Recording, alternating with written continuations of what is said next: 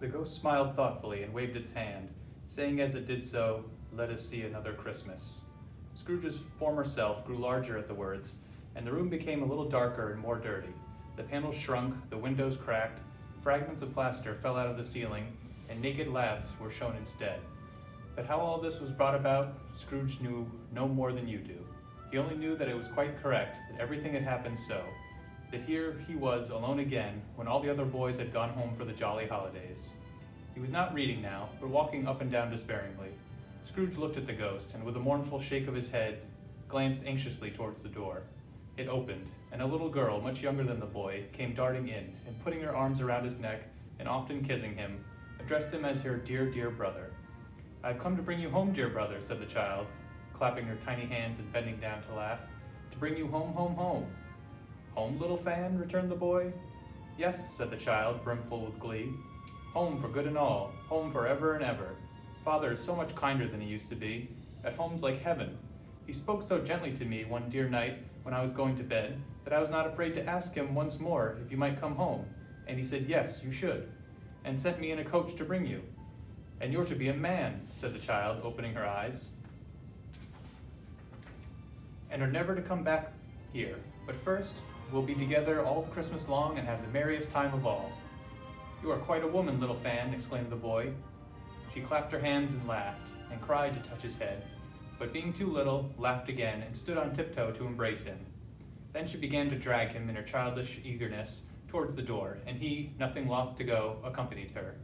A terrible voice in the hall cried, "Bring down Master Scrooge's box there," and in the hall appeared the schoolmaster himself, who glared at Master Scrooge with a ferocious condescension, and threw himself in a dreadful state of mind by shaking hands with him, and then conveyed himself and his sister into the veriest old well of a shivering best parlor that ever was seen, where the maps upon the wall and the celestial and terrestrial globes in the windows were waxy with cold.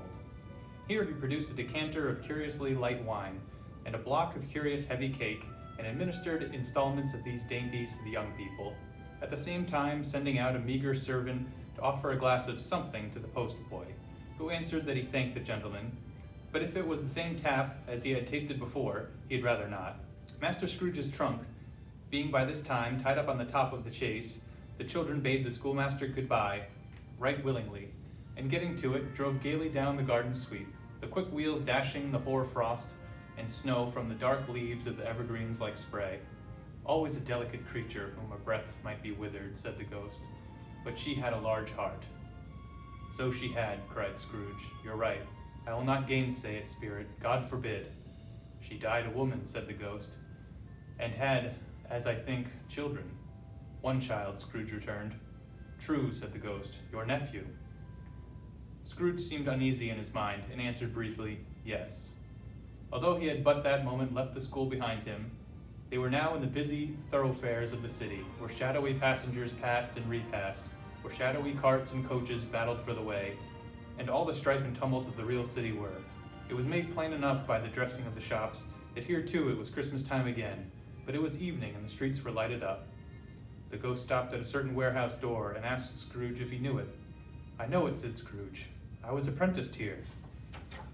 They went in, at the sight of the old gentleman in the Welsh wig sitting behind such a high desk that if it had been 2 inches taller he might have knocked his head against the ceiling.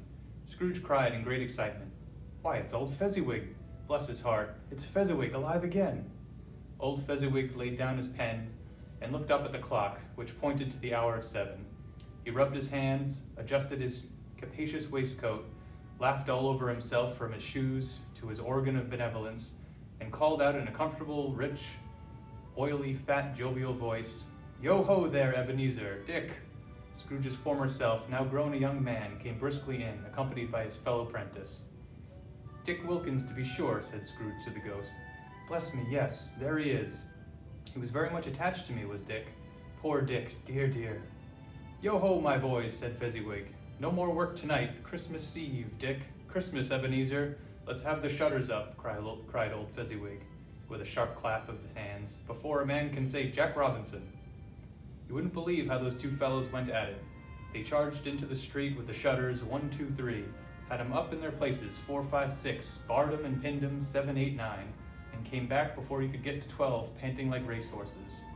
Hilly-ho, cried old Fezziwig, skipping down from his high desk with a wonderful agility. Clear away, my lads. Let's have lots of room here. Hilly-ho, Dick. Cheer up, Ebenezer. Clear away. There was nothing they wouldn't have cleared away, or couldn't have cleared away, with old Fezziwig looking on. It was done in a minute. Every movable was packed off as if it were dismissed from public forevermore.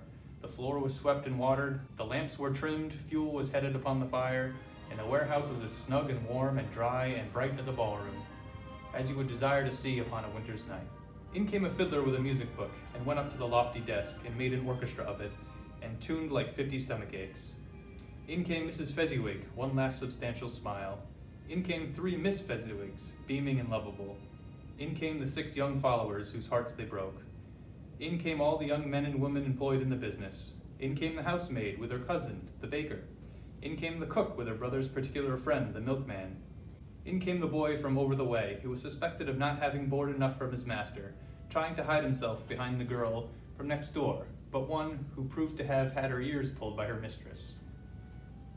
In they all came, one after another, some shyly, some boldly, some gracefully, some awkwardly, some pushing, some pulling.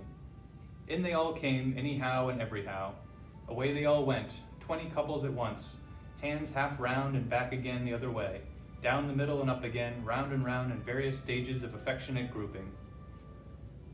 Old top couples always turning in the wrong place, new couples starting off again as soon as they got there, all top couples at last, and not a bottom one to help them.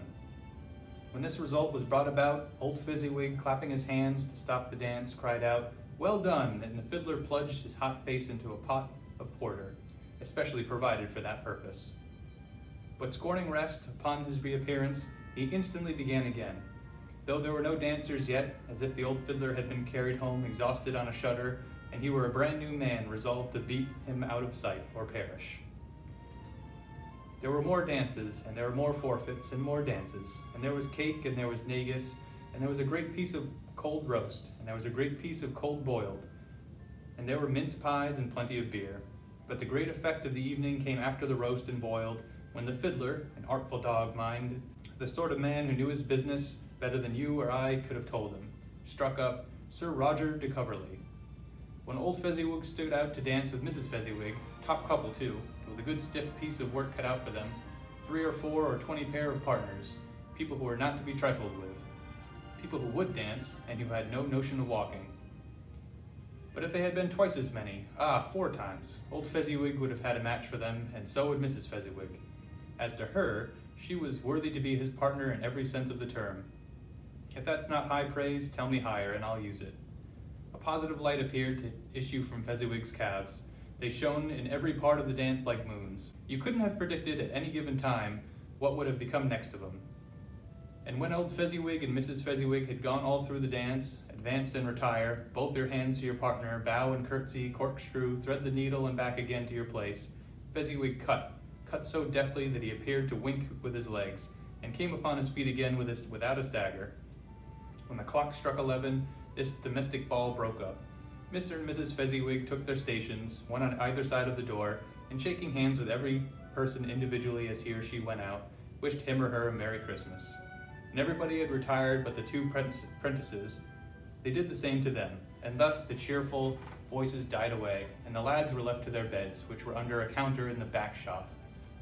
During the whole of this time, Scrooge had acted like a man out of his wits. His heart and soul were in the scene, and with his former self he corroborated everything, remembered everything, enjoyed everything, and underwent the strangest agitation.